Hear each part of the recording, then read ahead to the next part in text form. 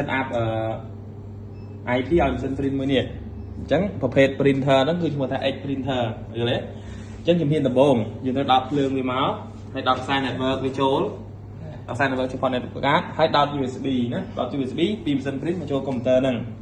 បន្តមកទៀតយើងបើកកម្មវិធីនេះណាអញ្ចឹងកម្មវិធីហ្នឹងយើងអាច download បានទៅយកវាមកណាបើកកម្មវិធីហ្នឹងមកវាចេញឃ្លាំងចែក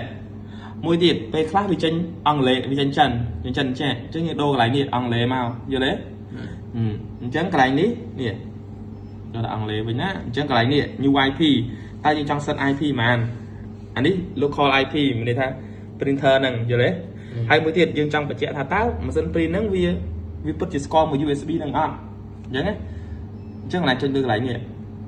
print មកសិនវាស្លាយតិចហើយកន្លែងកាត់กระดาษចុចមកវាកាត់អត់យល់ទេហើយកន្លែងនេះ connection ថៃណា connection ពីម៉ាស៊ីន print ថ្មីហ្នឹងមកចូល computer ហ្នឹងតាមរយៈអីកន្លែងហ្នឹងគឺយើងយក USB ណា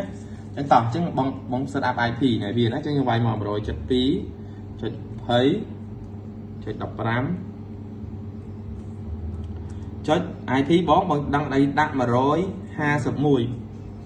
អី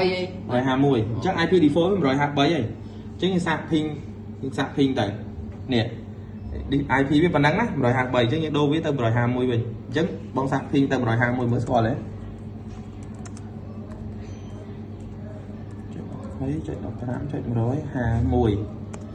អត់ស្គាល់ណាអញ្ចឹង